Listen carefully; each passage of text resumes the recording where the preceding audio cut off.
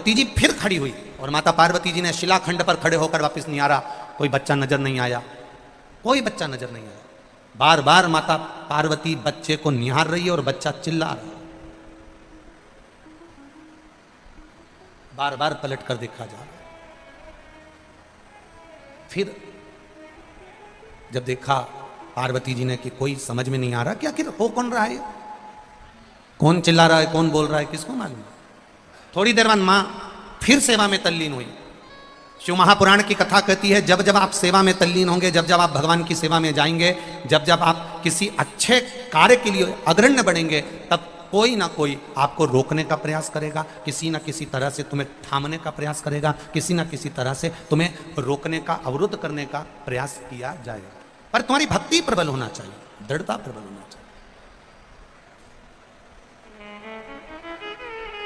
भक्ति की प्रबलता। मैंने तेरे ही भरोसे से बाबा, तेरे ही भरोसे हवा बिच उड़ती जावांगी, बाबा डोर तो छड़ी ना में कटी जावांगी, भोले मैं तेरी पतंग, शंभू मैं तेरी पतंग। शिव कथा कह रही। बच्चे ने फिर चिल्लाया और बच्चा जैसे ही चिल्लाया, अब की बार मां ने देख लिया। अभी तक मां देख रही थी पर्वत पर, अभी तक मां देख रही थी भूमि पर अब मां ने देखा कि एक जलाशय में एक मगर एक बच्चे को पकड़ने के लिए घाट पर आ रहा है। एक मगर, एक घड़ियाल, एक बच्चा सोया हुआ है, उसको पकड़ने के लिए घाट पर आ रहा है। छोटा सा बच्चा है। अब मां से रहा नहीं गया, मां से रहा नहीं गया। जैसे ही वो छोटा सा बच्चा चिल्लाया, पार्वती मैया पर्वत पे से कूद कर, जिस शिला पर माता पार्वती जी बैठी थी उस पे से कूद कर मां तुरंत मां उस शिला से कूदी और कूद कर जलाशय के पास में मेरी माता पहुंच गई। अब जैसे ही जलाशय के पास मेरी मां पहुंची और माता ने देखा बच्चा चिल्ला रहा है, मां मुझे बचा लो, मां मुझे बचा लो, मां ये घड़ियाल, ये मगर, ये ग्रह मुझे खा जाएगा, आप बचा लो मुझको। मां जाकर घाट पर खड़ी हो गई और खड़ी होकर माता ने घड़ियाल को रोका। ए घड़ियाल, ए ग्रह रुक, ए ग्रह रुक जा, तू इस बच्चे को नहीं खा सकता, तू इस बच्चे को नहीं खा सकता। घड़ियाल मुस्कुराकर बोला, हंसकर बोला, पार्वती जी इस सरोवर पर दिन के तीसरे पहर में जो भी मुझे मिलेगा वो मेरा भोजन होगा, ये मुझे वर प्राप्त है।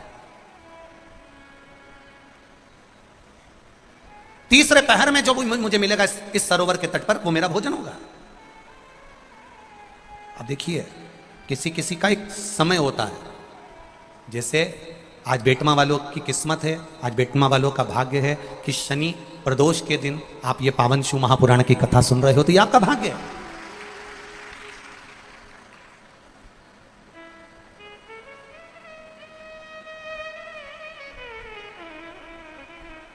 ये आपका भाग्य, ये आपका सौभाग्य है। कुछ किस्मत में लिखा होता है, कुछ भाग्य में लिखा होता है।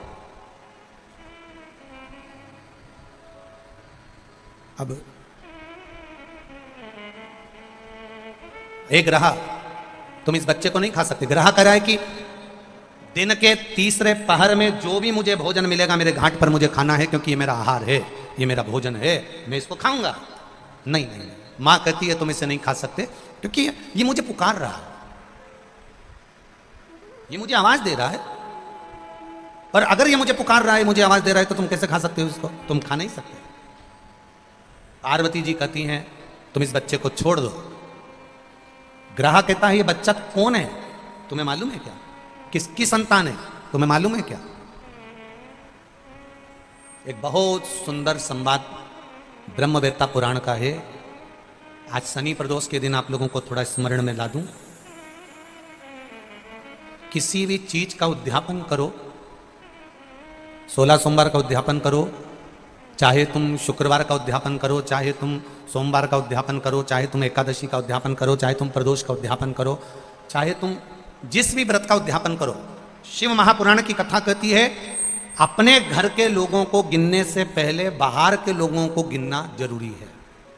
थोड़ा ध्यान देना। और आप लोग क्या करते हो?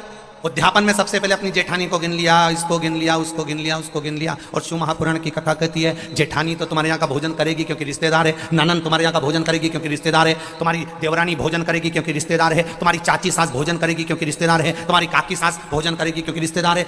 जब हम उद्यापन में दूसरे को गिनते हैं और उसको कोई सामान देते हैं, उसकी कोई सामग्री, कोई सुहाग की पिटारी, कोई सामग्री हमने उसको उद्यापन में दी, तो वो हमारा दान कहलाता है। हमने अपने परिवार वाले को भोजन कराकर अपने उद्यापन में गिन दिया और अपने परिवार वालों को दे दिया। इसको देना नहीं कहते, इसको दान नहीं कहते, इसका पुण्य आधा हो जाता है। इसके पुण्य की परिभाषा यहां नहीं कहा जाए। अब और सरल भाषा में समझ लीजिए। कई माताएं कहती है हमने तो अपनी बेटी को यह सामान दे दिया, मतलब हमने खूब दान कर दिया। अब एक बहुत अच्छे से समझ लेना, हमने हमारी बेटी को ये दे दिया तो हमने दान दे दिया, हमने हमारी बेटी को पापड़ बना के दे दिया, हमने तो बहुत दान कर दिया, हमने हमारी बेटी को साड़ी दिला दी, हमने दान कर दिया, हमने हमारी बेटी को सामान दिला दिया, हमने दान कर दिया। बेटी दान लेने की हकदार नहीं है, बेटी अपने मायके का हक लेने को दमदार है। तुम बेटी को एक साड़ी देकर ये मत सोचना कि हम दान दे रहे हैं। बेटी तो खुद कन्यादान में जाती है। आप बेटी को अगर वस्त्र दे रहे हो तो दान नहीं कर रहे हो, आप बेटी को कोई सामग्री दे रहे हो तो दान नहीं कर रहे हो, आप बेटी को कोई सामान दे रहे हो दान नहीं कर रहे हो, आप बेटी के बेटे को 500 रुपए का लिफाफा दे रहे हो, ये दान नहीं कहला रहा है। ये वो अपना हक लेकर जा रही है। आई है माँ बाप के घर में तो साड़ी तो देना पड़ेगी, नहीं देगी तो काले कोट वाला दिला देगा। उसमें ये दान नहीं है कि तुम कह दो कि नहीं साहब हमारी तो हमने बहन बेटी के दान दे दिया, हमने तो हमारी बहन बेटी के दान दे दिया, हमने तो हमारी बहन बेटी के दान दे दिया, तो बहन बेटी कहीं भिक्षा मांगे तुमसे?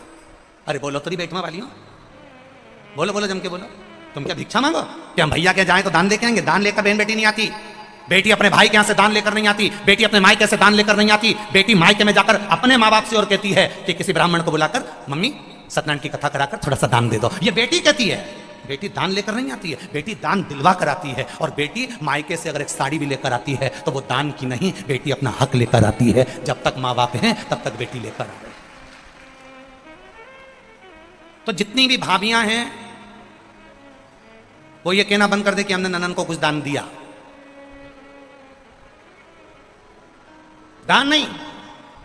हम जानते हैं तुम अगली बार हमें बेटवा नहीं बुलाओगे इस बात के लिए, भले मत बुलाओ। और जो रीत की बात है, यहाँ शिव महापुराण की कथा कह रही है, यहाँ शंकर जी का संवाद कह रहा है कि पार्वती जी कह रही हैं कि ग्रह कह रहा है पार्वती जी से इससे तुम्हारी कोई रिश्तेदारी है, ये बच्चा कौन है तुम पहचानती हो, इसके माँ बाप को जानती हो, इसकी रिश्तेदारी पहचानती हो, इस बच्चे को क्यों बचाना चाहती हो, इस बच्चे को मुझे खाने क्यों नहीं देना चाहती? पार्वती जी कहती हैं अगर मेरी संतान होती तो मैं छोड़ देती, पर ये ना जाने कौन है, किसका पुत्र है, उसने मुझे पुकारा है, इसलिए मैं इसको बचाना चाहती हूं। बहुत ध्यान देना। अतिथि देव भव, अतिथि देव भव। ये इतने सारे लाखों लोग आए हैं बेटमा में, इनसे किसी की रिश्तेदारी है क्या? अरे बोलो जम के बोलो, नहीं है। कोई इनको पहचानता है कि कहां से आ गए? कोई ट्राली में बैठ के, कोई ट्रक में बैठकर, कोई गाड़ी में बैठकर, कोई मोटरसाइकिल में बैठकर, किसी से कोई की रिश्तेदारी नहीं है। पर बेटमा में आए हैं और बेटमा के एक व्यापारी ने भी, बेटमा के एक व्यक्ति ने भी, बेटमा का एक व्यक्ति ने भी अगर इनको एक गिलास पानी भी पिलाया है तो समझ लेना तुमने अपने वाले को पिलाया तो ये सोच के पिलाया कि मेरी मौसी है, मेरी काकी है, मेरी बुआ जी है। पर पराये व्यक्ति को अगर हमने एक गिलास पानी भी पिलाया है, समझ लेना वो तुम्हारे खातों में करोड़ों का हो गया है। उसका फल कम नहीं हो सकता, वो करोड़ों का होगा, अधिकता का होगा। आज ये विशाल पटेल जी कथा करवा रहे हैं, विधायक जी कथा करवा रहे हैं। ये कथा चाहते तो छोटे रूप में करा देते कि मेरे घर का व्यक्ति सुन लेगा, परिवार का। ना ना ना ना, उन्होंने कथा करवाई संपूर्ण क्षेत्रवासियों के लिए कि पूरा देपालपुर क्षेत्र का एक एक बच्चा भले कथा में आए ना आए, आस्था चैनल पर सुने, चाहे फेसबुक पर सुने, चाहे पंडाल में बैठकर सुने। तो एक विशाल पटेल जी ने विचार करा कि कम से कम क्षेत्र का व्यक्ति अगर कथा सुनेगा, भले उसके कानों में जाए ना जाए, पर हमारे क्षेत्र का कल्याण हो जाए। यह कथा का मूल लक्ष्य है, यह कथा का मूल लक्ष्य तत्व वही सम्मिलित है। आप अपनी मौसी को पानी पिला रहे हो, आप अपने काका जी को पानी पिला रहे हो, आप अपने चाचा जी को पानी पिला रहे हो, वो अलग बात है। पर कोई अनायास आया है, हम यहाँ से जाते हैं गाड़ी से, ये कार्यकर्ता जब हमको यहाँ से लेके जाते हैं तो हम देखते हैं किसी ने नल लगा दिया है, कोई बाहर खड़ा हुआ है, कोई हाथ जोड़कर पानी दे रहा है, कोई बोतल दे रहा है, कोई पाउच दे रहा है, कोई उसको पोया दे रहा है, कोई कुछ दे रहा है। ये आप पहचान बिना दे रहे हो, बिना पहचान।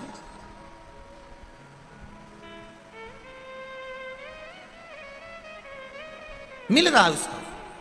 पार्वती जी से ग्रह ने कहा, ये आपका कोई रिश्तेदार लगता है क्या? नहीं नहीं, मेरा रिश्तेदार नहीं। आपका रिश्तेदार नहीं है? नहीं। तो फिर आप इसको बचा क्यों रही हो?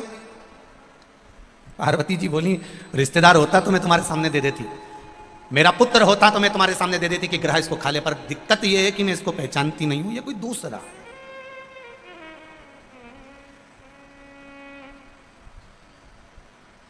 ये दूसरा है। ये उसी में का हाल है। एक महिला ड्राइविंग लाइसेंस बनवाने के लिए गई, गाड़ी चलाना सीख गई और ड्राइविंग लाइसेंस बनवाने गई। तो जो मैनेजर था, ऑफिसर था, उसने महिला से पूछा, एक तरफ तुम्हारा भाई है, एक तरफ तुम्हारा पड़ोसी है,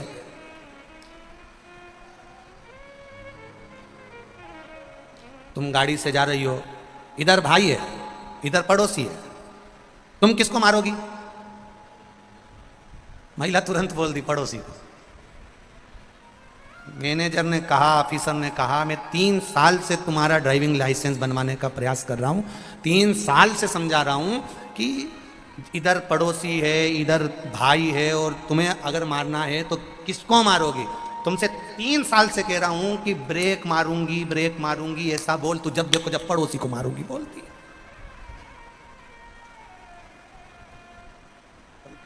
व्यक्ति का, आधे व्यक्ति का उद्धार तो इसीलिए नहीं हो पा रहा क्योंकि वो दूसरों को देख देख के जले जा रहा।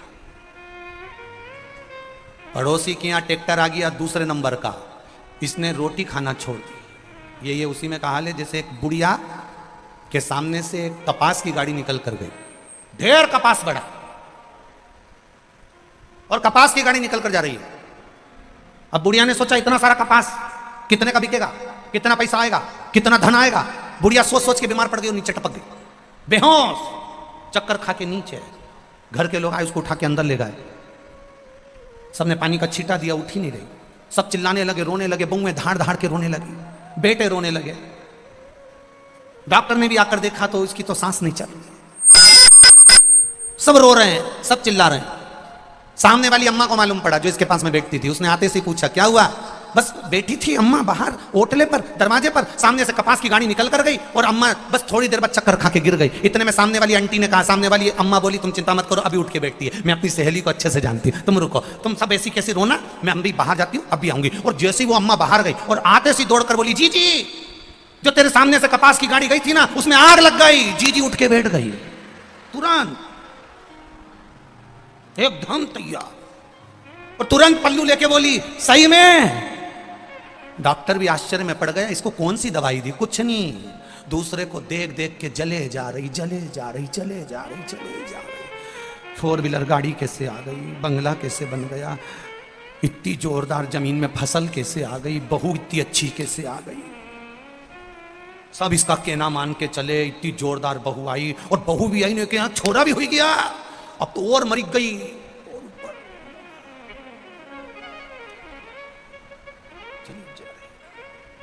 शिव महापुराण की कथा कह रही है, क्या किसको रोइए, बोलो बोलो बोलो, चादर तान के सोइए, अपने को क्या करना?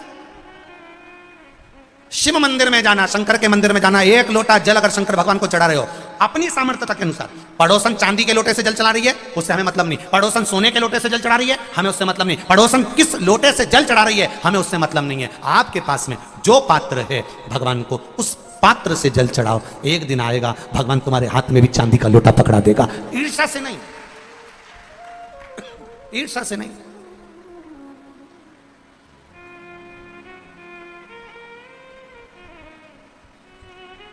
हमारी आदत है, हम शिव जी के मंदिर में जाते जाते भी हम थाली देख लेते हैं, इसकी पूजन की थाली में इतना सामान रखा है, मेरी थाली में तो कुछ है ही नहीं। अभी अभी थोड़े दिन बाद ये होली हो जाए तो वो एक माता जी की पूजन होगी, शीतला माता की। शीतला माता की पूजन होती है, यहाँ होती है, अरे बोलो तो, होती है। शीतला माता की पूजन होती है ठंडे समय में, शीतल समय में। शीतला माता ने ये नहीं किया कि रोटी बना के उठो और थाली लेके लाइन में लग जाओ। तुम देखना शीतला माता की पूजन करने लोग जाते हैं ना शीतला सप्तमी शीतला अष्टमी पे, बस 11 बजे तक तो रोटी बनाती रहेगी, सामान बनाती रहेगी, 1-1.5 घंटा में ठंडा हुआ, 12:30 बजे उठ के सीधे लाइन में लग जाएगी, जल्दी से पूजन करके सो जाऊंगी, काम खत्म। शीतला माता ने भी सोच लिया बस तूने मुझे बेवकूफ बनाया, अब रुक जा। 11 बजे तक भोजन बनाया, 10 बजे तक भोजन बनाया, 1 बजे रात को लाइन में लग गई पूजन करने के लिए। 1 बजे रात को ना जाने किसने फैला दी कि 1 बजे रात को लग जाओ लाइन में, सुबह तक पूजन करके अपने घर आ जाओ, फिर आराम से आके सो जाओ। अब इतनी जल्दी क्या है भगवान के पूजन की? माँ की पूजन करने जा रहे हो, माता से लाड़ लड़ाने जा रहे हो, अपनी माता से अपने दिल की बात कहने के लिए जा रहे हो, अपने स्नेह की बात कहने के लिए जा रहे हो, तो धीरे धीरे प्रेमवश आनंद से माता की आराधना शीतल समय में, ठंडे समय में। ठंडे समय का मतलब है भीतर से ठंडे होकर, अपने भीतर से ठंडे होकर। अब अपने भीतर तो ठंडा ही है ही नहीं ना, जल्दी जल्दी चलो, और आधी बहुत पतली खुशी है, और ये कितना बड़ा कपड़ा थाली पे ढाक ढुका के लाइन में खड़ी है। शीतला माता, शीतला माता, या हाथ में लोटा या हाथ में थाली है। और इतनी देर में पड़ोसन निकल के बाजू में से जा रही थी और लोटा थोड़ा सा ढुल गया। अब यहां शीतला माता की पूजन करनी आई और ये हो गई चंद्र घंटा। लोटा जरा सा ही पानी का झलका, देख के नहीं चल सकती, ठंडा भोजन हाथ में, लोटा ठंडा पानी का, और अंदर अग्नि। शीतला माता भी कह रही इसको अजान दो पहले, इसको क्या मतलब? भीतर से शीतल होइए, भीतर से ठंडे होइए। चित्त वृत्ति मन जब भीतर से शीतल होगा, ठंडा होगा, तो मेरी शीतला माता, तुमने पूजन करा ना करा, मेरी शीतला माता प्रसन्न हो जाएगी। बस भीतर से शीतल होइए, ठंडे होइए भीतर से।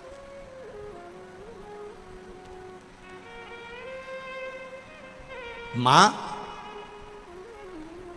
ग्रह कह रहा है, मगर कह रहा है, घड़ियाल कह रहा है, आप इसको बचाना क्यों चाहती हो? आपका क्या रिश्तेदार लगता है? आपका क्या पहचान वाला है? आपका क्या परिचित है? नहीं। मां कहती है अगर मेरा परिचित होता तो बात दूसरी हो, ये मेरा परिचित नहीं है। तो फिर मां कहती है इसने मुझे पुकारा है, और माता कहकर पुकारा है। पार्वती जी का यह संवाद अपनी जिंदगी में उतार कर रखिएगा। पार्वती माता ने ग्रह को, ब्रह्मवेत्ता पुराण में एक बात कही है कि पार्वती जी ग्रह को कह रही है, मगर को कह रही है कि शंकर भगवान को, देव अधिदेव महादेव को और मुझे, संसार का कोई जीव माता और पिता कहकर अगर पुकारता है तो पार्वती जी कहती है शिव और पार्वती उसके सामने जाकर खड़े हो ही जाते हैं। ये निश्चितता है। उसने पुकारा, ठीक है।